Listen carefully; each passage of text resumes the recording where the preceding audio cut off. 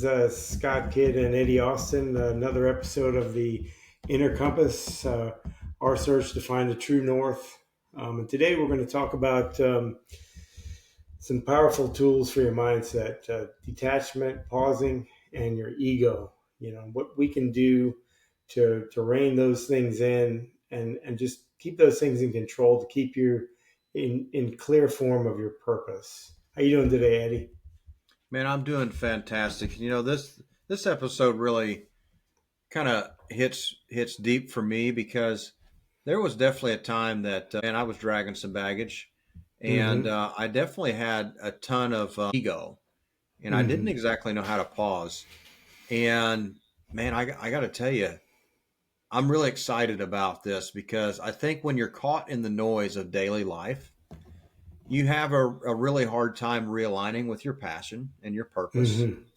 And I also think we need to explore letting go of the attachment. Mm-hmm. I really do. I think that that's a huge thing. We need to create space for reflection, and we need to keep the ego in check because Yeah. the ego really drove my ship in the wrong direction. And I Mm-hmm. think you have to tune into what your inner compass inner to find your right course. Like where are you really supposed to go in life? And I think we can get off track, and especially when we're leading business or navigating relationships, especially business relationships, and pursuing a personal growth. We're always growing in some ways, hopefully, and hopefully this conversation really brings you some clarity. That's what I hope for our listeners. It really gives some clarity here. So, let's jump right in, man. Tell me tell me some things that you realized that you needed to detach from. Well, there's a story recently, and we talked about it briefly last week when we weren't on the podcast. But you know, there was a situation that I had recently where a certain person started aggressively speaking to me and speaking to me in kind of meaning a demeaning way. And my younger days, and we'd had this conversation before, where Mhm. I was thinking like, man, I want to go through the phone right now and just get after this guy and stuff like Yeah. that. But then, you know, and so that was my ego talking and everything. And you know, and he had addressed certain people around me that way as well. And, you know, very aggressive and just demeaning to a lot of people and things. And I started to think about it for a second. I'm glad I took that pause because then I kind of detached and I said, oh, it's really kind of just my ego talking, wanting to defend myself and this and that. And I kind of said in that moment, I said, you know what? This person doesn't get to address me like this. This person doesn't have the right to speak to anybody around me like this. So if I don't take a step back and just because the things that he was wanting me to do went against my character and stuff, and it was Yeah. attacking my character, and I said, you know what? He doesn't get to speak to me this way, and he doesn't get to speak to anybody around me this way. So I'm going to pull back, and I'm not going to do anything. I'm not going to do anything that he's requesting of me. As far as I'm concerned, this situation is done. And that was such a relief to me, like, because I spoke to my wife later and she said, you know, wow, you did that? That means that I hope that everyone around you can see that because you could have done what a lot of people do and do what he told he wanted to do and all these other things and you know or just attacked him back but instead you stepped back and diffused the situation and you stood up for everyone without really saying anything. And I hope that she said I hope that the people around you realize that. And I said, well, whether they do or they don't, I realize that I kind of had to step back from my ego and just let it play out. I'll tell you, in certain situations I've been in too, the most powerful thing to do was to say nothing at all, Yeah. to just let that sink in. And, I think that when you don't respond back with anger, with, damaged pride and ego, that the other person gets to reflect on what they just said to you and how they said it. Mm-hmm. And I think it catches them off guard when you just Mm-hmm. pause and you immediately just don't escalate the argument Yeah. and you just, step back for a minute and say, Mm. I'm sorry you feel that way. Yeah. And just in that voice, I'm sorry you feel that way. And there's just, I don't see any resolve here. Yeah. And then the person starts to think, well, shoot, if there is no resolve and Then what's you're not getting turned up the same as my level, then maybe it's time to diffuse the situation. So I think that's really powerful. But I think you said it, and it's the two things. First, it's detaching from the physical anger hmm and the fireworks that's going on. I think that's like step number one.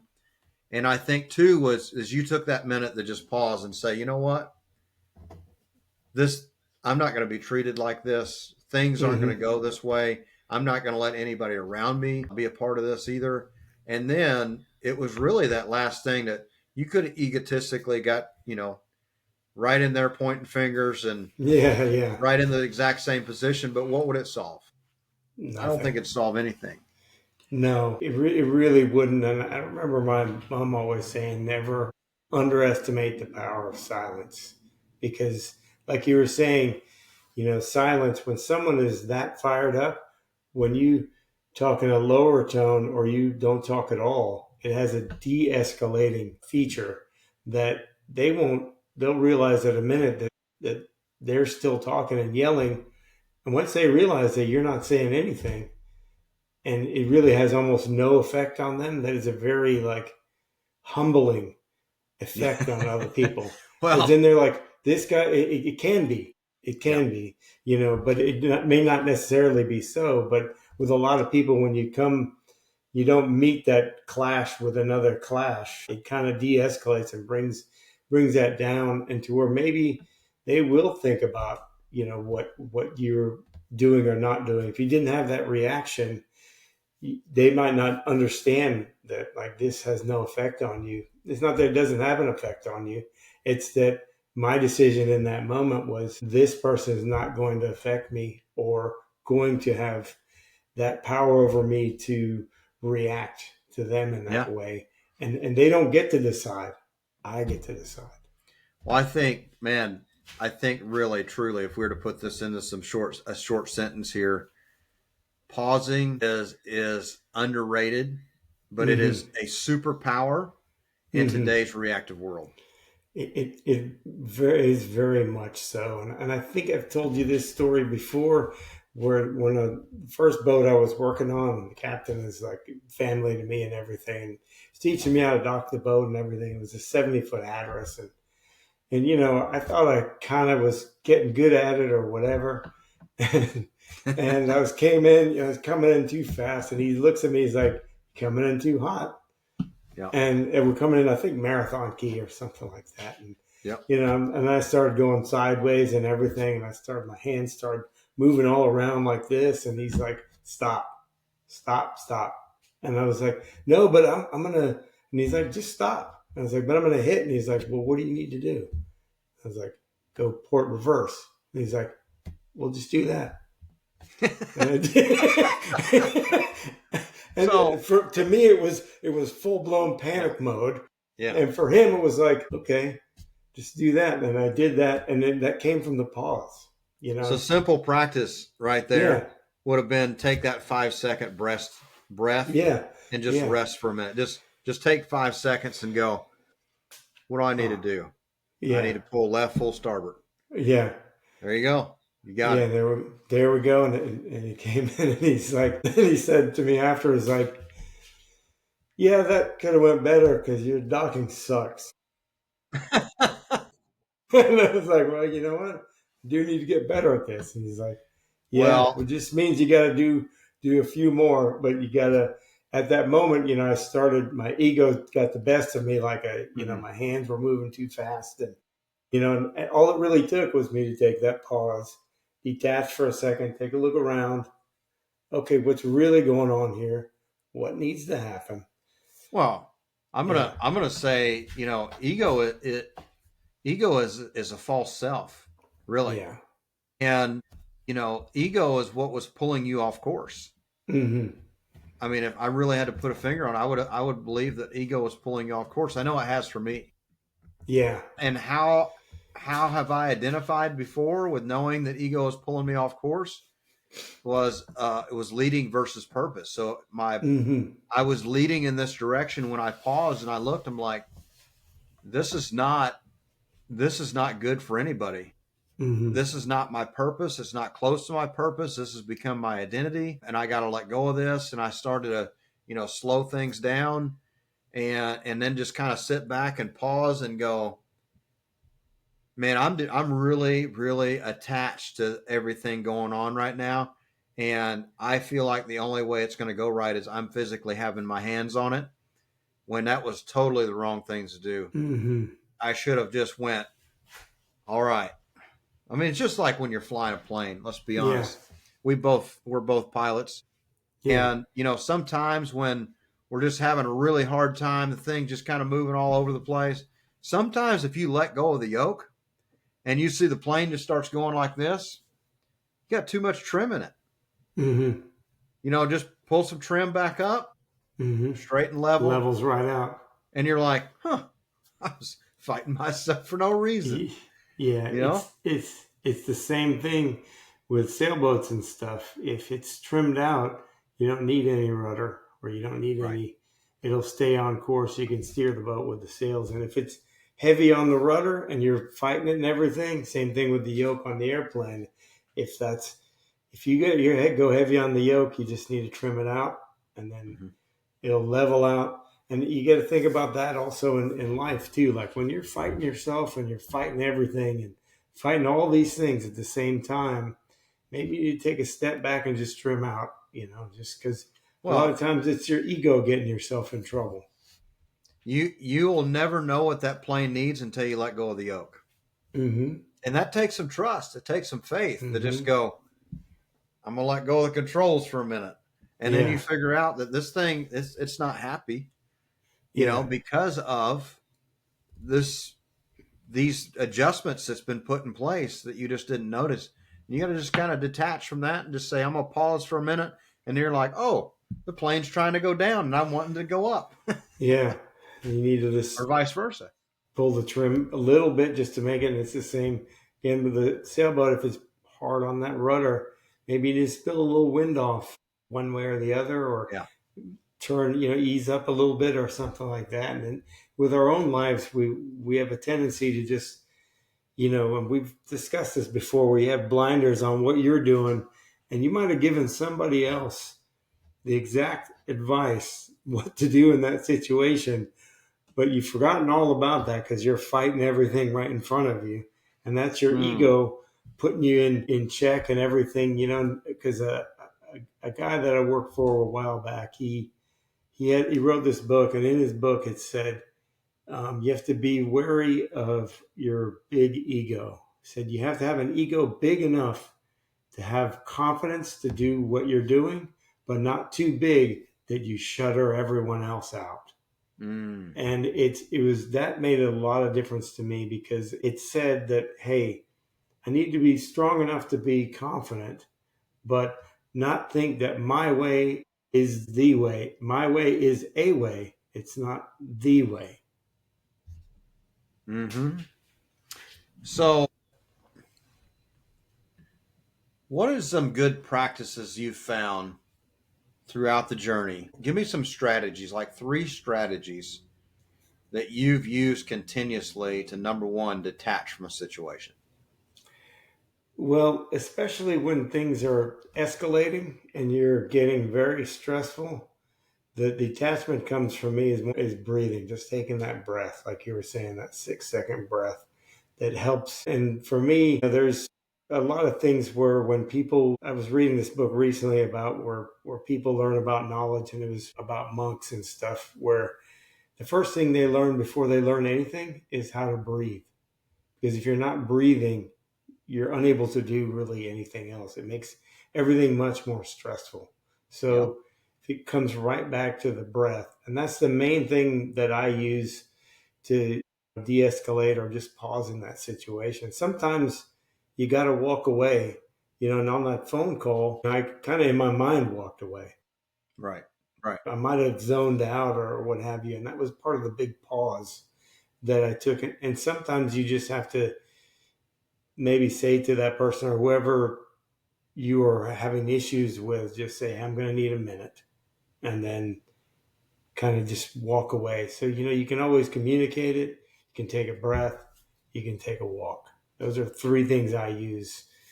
And it can be anytime. You don't need to keep yourself in a stressful situation or a situation that is going to do harm to you and people that are around you.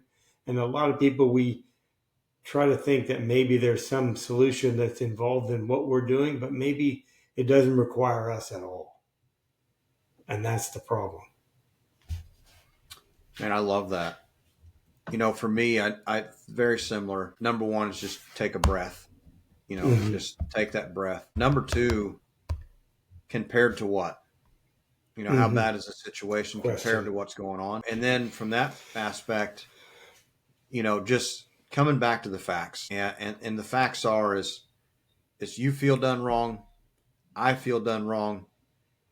The common ground here is we just agree to disagree with this, and I'm Mm-hmm. sorry you feel that way. If there was something I could fix here, I'd fix it for you. But I we did what we were supposed to do, and Mm-hmm. you're doing what you feel is right. And I don't know who's right and wrong, but all I know is the facts is we did the right thing, and I'm Yeah. sorry you feel like that. And maybe we should have the same phone call, same time next week for 30 minutes and see if we can figure something out. So not delaying the outcome, but giving time to think about the outcome.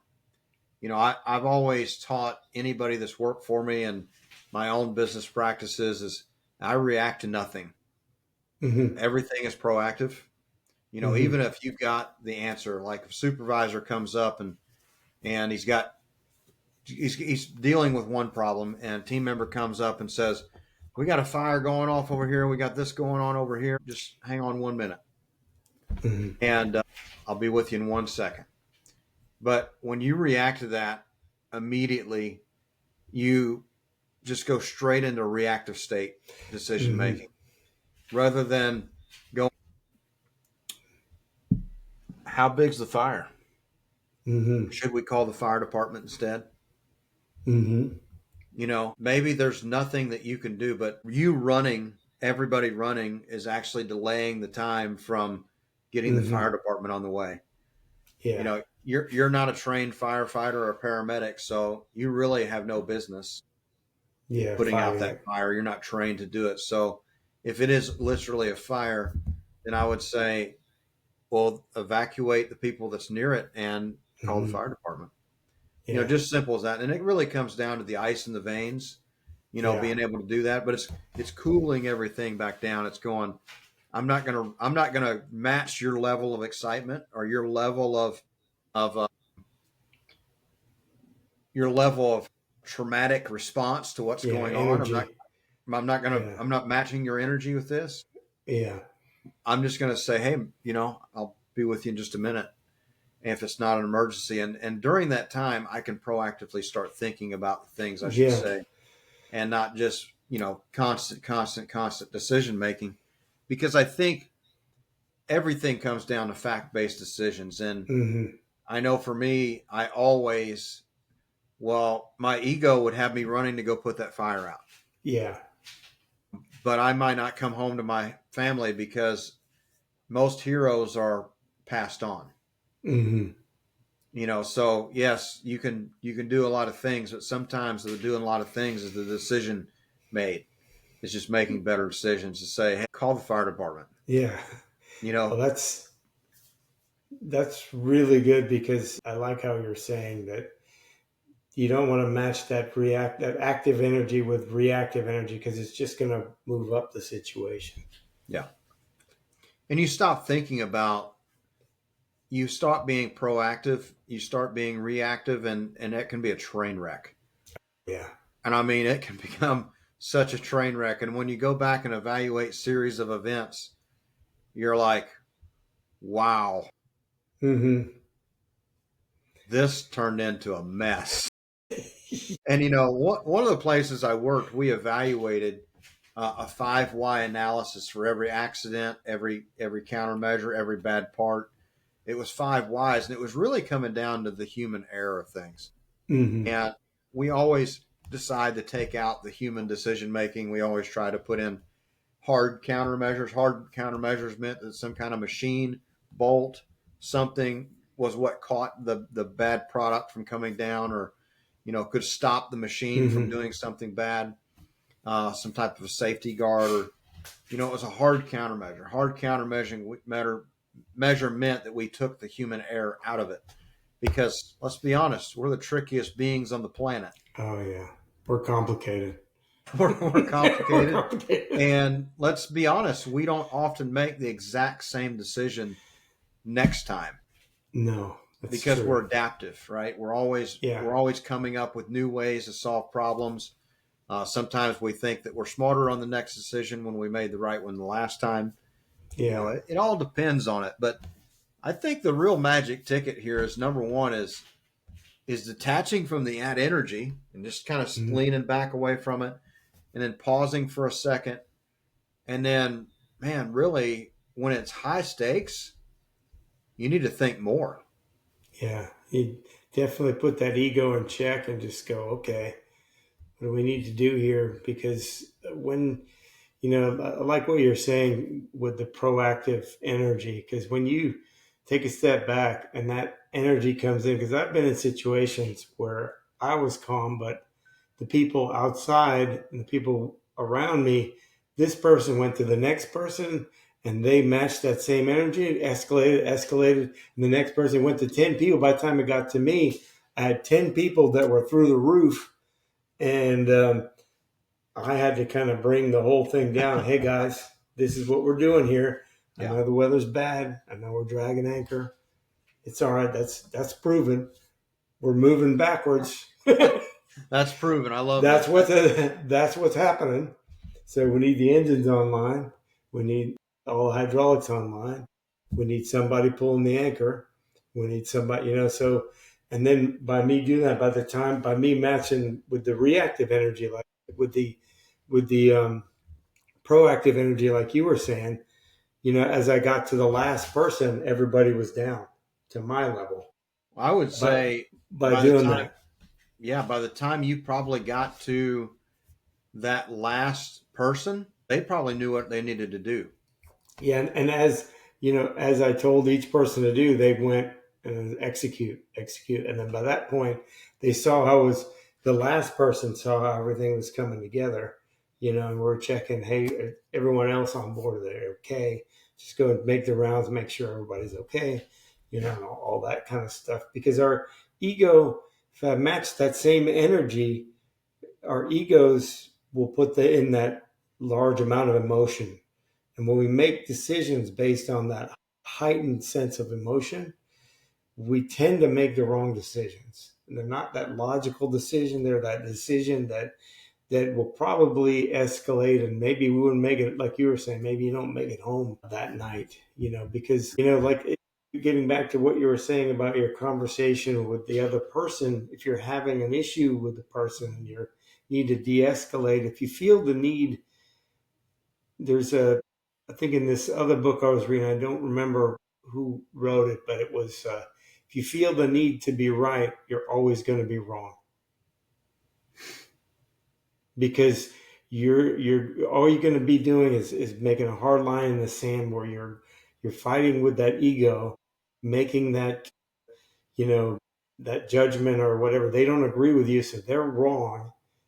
But then you're obviously, because you think you're right, you're obviously going to escalate that situation. There's not going to be any kind of common ground or any resolution. So if Yeah. you just said your way is the highway, like in that instance where the anchor is dragging, I said, I went escalate and just start flying off, and I'm right here.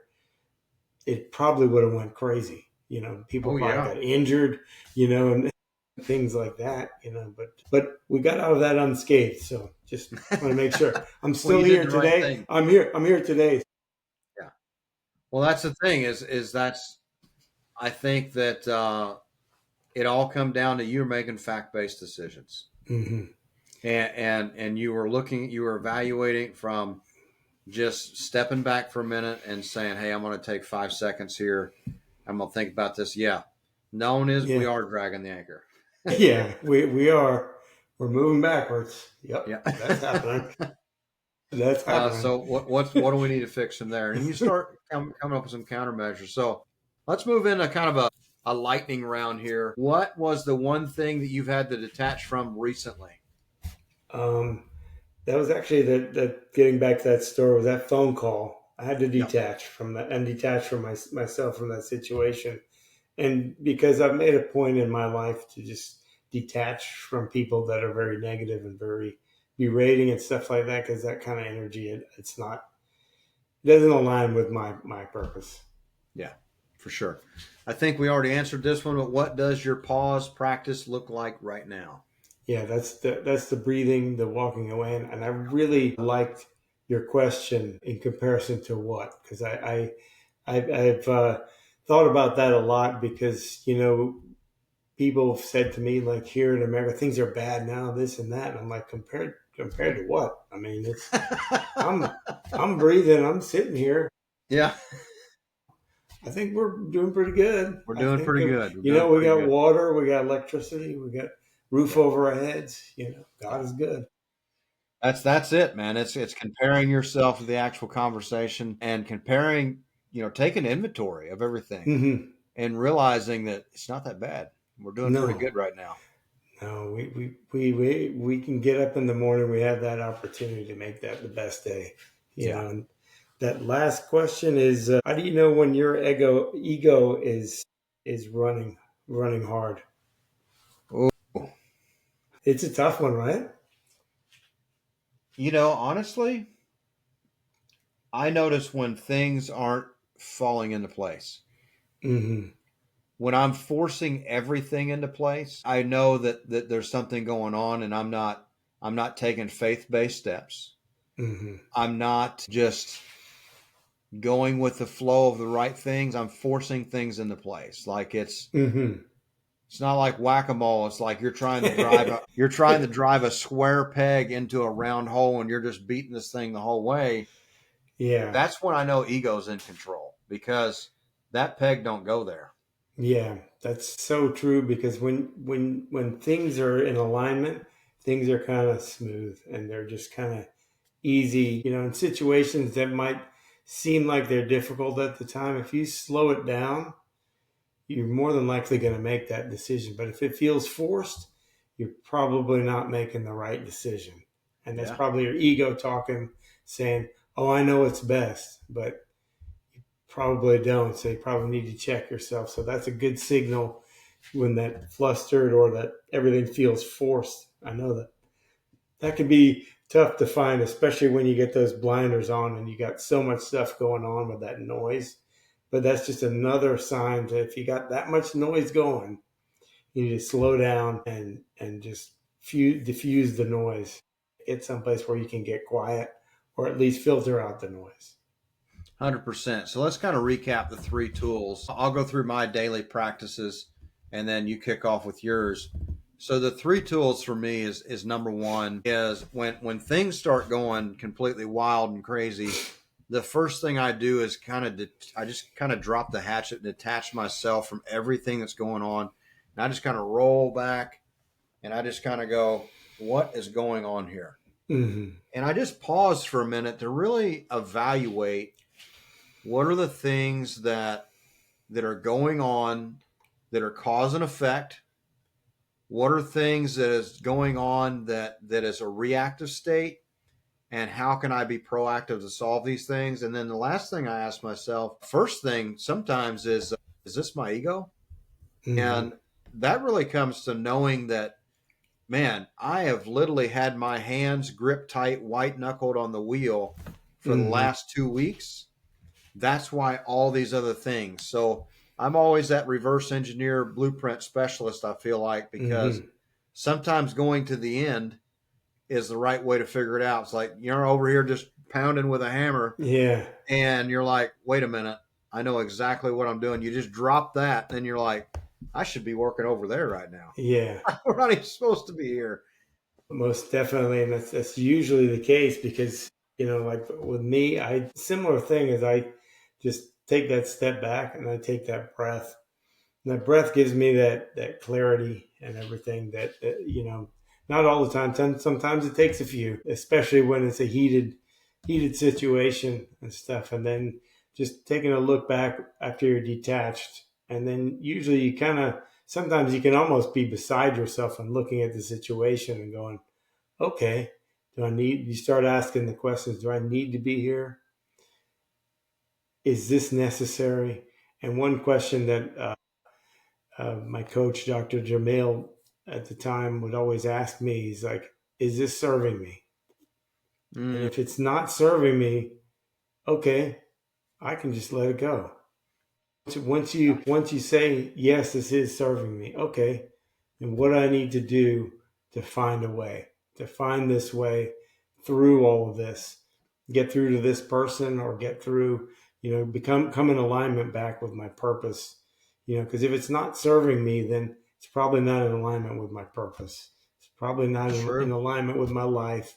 It's probably not in alignment with my family and everything else. So you're better off just letting it go. That's so true, man. So true. Thanks for sharing that. You're welcome. I think lastly, the thing I would love to do is hey, listeners, followers, you know, journal and share, Yes. kind of your journey, and share that with others about.